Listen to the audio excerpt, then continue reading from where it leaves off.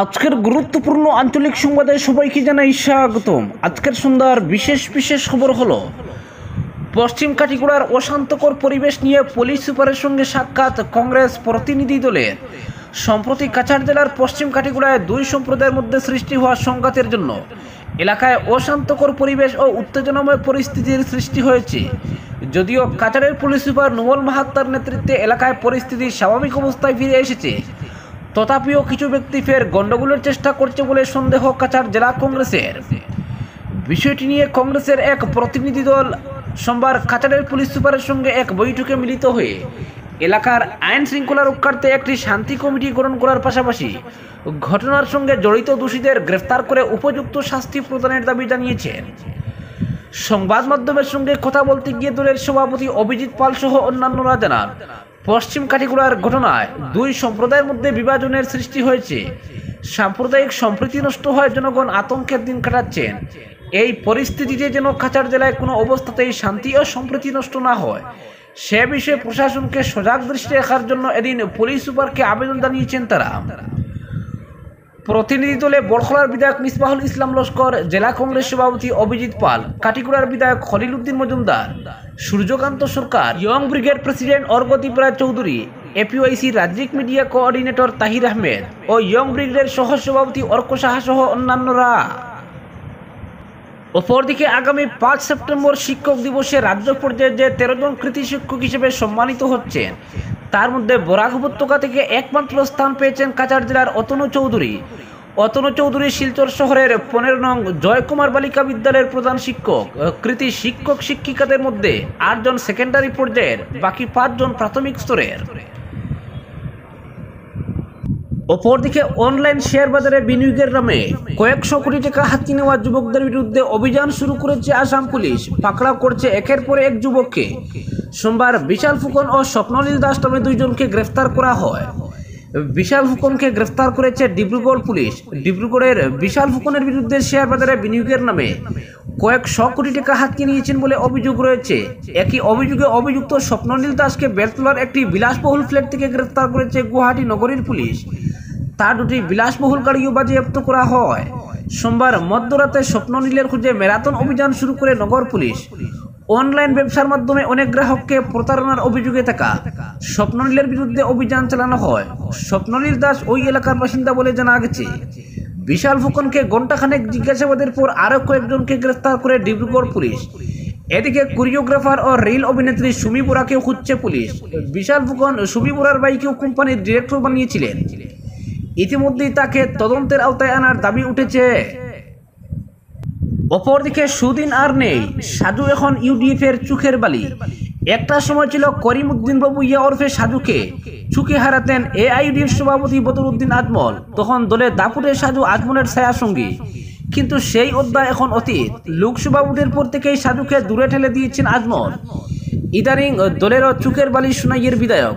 সব মিলিয়ে তিনি আজমল এবং গোটা ইউডিএফ এর কাছে ব্রাত্যজন। উজান আসামে 30টি সংগঠনের মিয়াখেদা অভিযানের ডাক দেওয়ার বিরোধিতা করে রাজ্যপাল লক্ষণ প্রসাদ আচার্যের দরবারে গিয়েছিলেন ইউডিএফ বিধায়করা। রাজ্যপালের হাতে স্মারকপত্র তুলে দেন তারা। সেই দলে সাজু ছিলেন না। এ নিয়ে দলের নেতারা বলছেন, সাজুর সুদিন আর নেই, তাকে অনেকটা যেন একগরে করে দেওয়া হয়েছে। আগে যে কোনো রাজনৈতিক ঘটনার ক্ষেত্রেই আগ বাড়িয়ে সাজু সংবাদ মাধ্যমের সঙ্গে কথা বলতেন।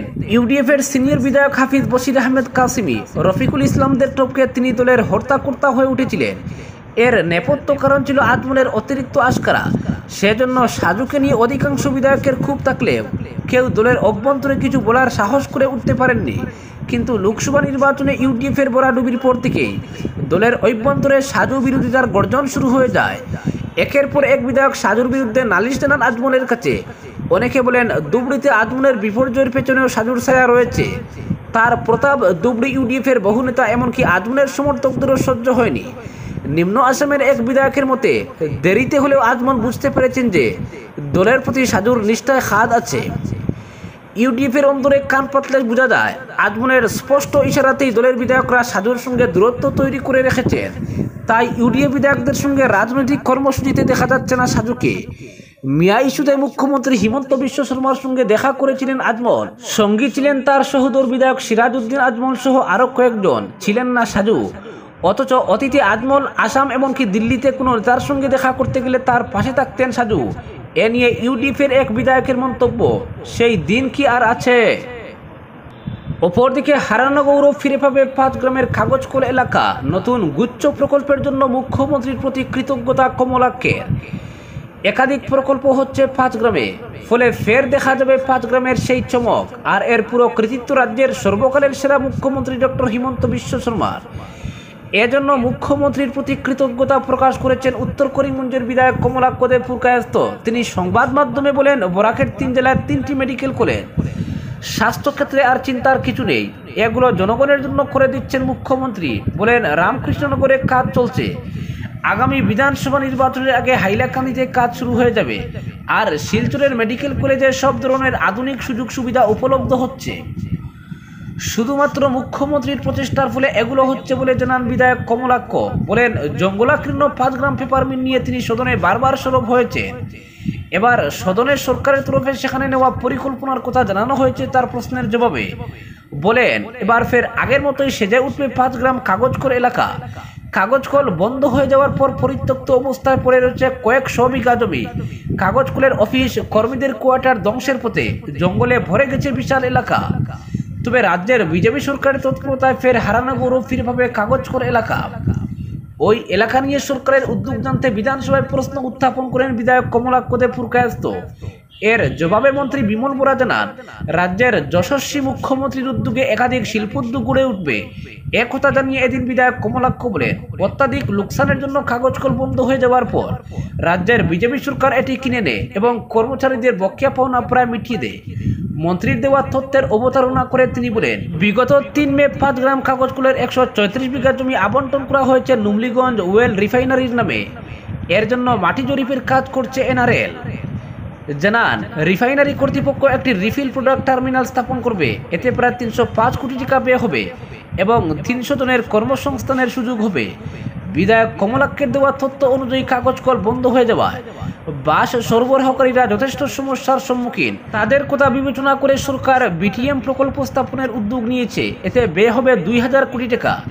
বিপুল সংখ্যকের কর্মসংস্থানের সুযোগ থাকবে। এছাড়াও 212 বিঘা জমিতে হবে multi model logistic park. Rail, সড়ক এবং জলপথকে কাজে লাগানো হবে এই MMLP এর সামগ্রী পরিবহনে। এছাড়া আরেকটি টেকনোলজি সেন্টার হবে 60 বিঘা জমিতে।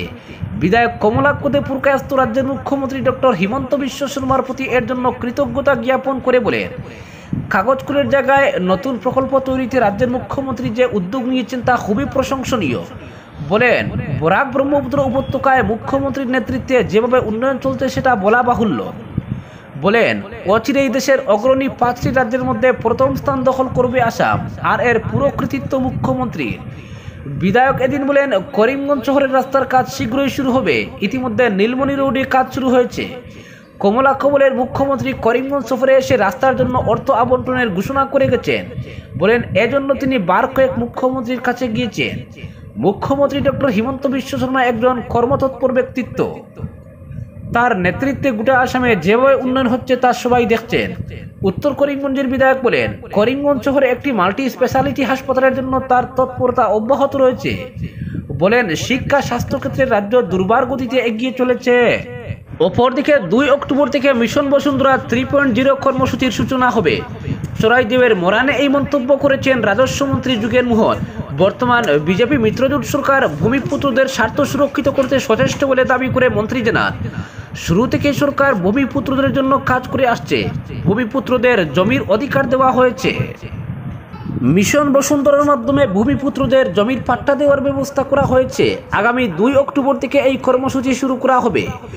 এই প্রকল্পের মাধ্যমে 2022 সাল পর্যন্ত চা বাগান এলাকায় বসবাস করা লোকেরা জমির পাট্টা পাবেন, কিন্তু 2022 সালের পর আসা কেউ জমির অধিকার পাবেন না।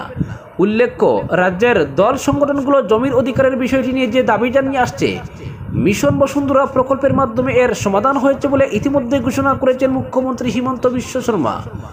অন্যদিকে সম্প্রতি বিধানসভার শরৎকালীন অধিবেশনে রাজ্যের ভূমিপুত্রদের সুরক্ষার জন্য গুরুত্বপূর্ণ ভূমি আইন প্রণয়নের অনুমোদন দিয়েছে সরকার। অপরদিকে করিমগঞ্জের সীমান্ত এলাকা পরিদর্শন রাজ্যসভা সাংসদের। অগ্নিগ্রহ বাংলাদেশের সংখ্যালঘুরা নিরাপত্তাহীনতায় ভুগছেন। যদিও বর্তমান পরিস্থিতিতে ভারত শরণার্থী নিয়ে কোনোভাবে দুর্বল মনোভাব দেখাতে চাইছে না, আর যে কোনো ধরনের অবৈধ গতিবিধি ঠেকাতে ভারত বাংলা সীমান্তে নিরাপত্তা জোরদার করেছে বিএসএফ। এদিকে নিজের গৃহ জেলায় উপস্থিত হয়ে সোমবার সীমান্তবর্তী এলাকাগুলো পরিদর্শন করেন রাজ্যসভার সাংসদ মিশন রঞ্জন দাস। তিনি এদিন ভারত বাংলার সীমান্তবর্তী এলাকার তেসুয়া এলাকা পরিদর্শন করেন। সীমান্তবর্তী এলাকা পরিদর্শনকালে বিএসএফ জওয়ানদের সঙ্গে নিয়ে সাংসদ কাঁটাতারের বেড়ার ওপারে থাকা মহিষাসন এবং কুয়োরবাগের মানুষের সঙ্গে কথা বলেন। 0 পয়েন্ট পরিদর্শন এবং কাঁটাতারের ওপারে থাকা বাসিন্দাদের সঙ্গে কথা বলার পর সব ধরনের সহযোগিতার আশ্বাস দিয়েছেন তিনি। সোমবার সকালে তেসুয়া বিওপিতে উপস্থিত হলে তাকে শুভেচ্ছা জানান বিএসএফের 16 battalion deputy commandant Kishan Kumar. এরপর গোল করে বৈঠক করেন কোম্পানি কমান্ডার অশ্বিনী রায় সহ অন্যান্য আধিকারিকদের নিয়ে। সাংসদ মিশন রঞ্জন দাস জানান, পড়োশী দেশ বাংলাদেশের সাম্প্রতিককালে পরিস্থিতির কারণে তিনি সীমান্তবর্তী এলাকা পরিদর্শন করেন। বলেন, সীমান্তবর্তী এলাকা কাঁটাতারের বেড়ার ওপারে কুয়োরবাগ এবং মহিষাসনের প্রায় 20 পরিবার ভারতীয় বসবাস করেন। তাদের সঙ্গে কথা হয়েছে। বর্তমানে শান্ত পরিবেশ বজায় রয়েছে। তাছাড়া সীমান্তের মানুষের মধ্যে কিছুটা আতঙ্ক থাকলে তেমন কোনো অসুবিধা ভোগ করতে হয় না। মিশন দাস বলেন, ভারত বাংলাদেশের মৈত্রী সম্পর্ক সব দিনের, কিন্তু হঠাৎ করে গণ আন্দোলন সহ সরকার পতনের পরিস্থিতি অনেকটাই স্পর্শকাতর হয়ে পড়েছে, যার কারণে কেন্দ্রীয় সরকার এবং রাজ্য সরকার সতর্কতা অবলম্বন করে চলেছে গোটা বিষয়টির উপর। সরকার এবং বিএসএফ জওয়ানদের মধ্যে সঠিক বোঝাপড়ার মধ্য দিয়ে যাবতীয় বিষয়ের উপর তদারকি করা হচ্ছে। আজকের বিশেষ সংবাদ এখানেই সমাপ্ত।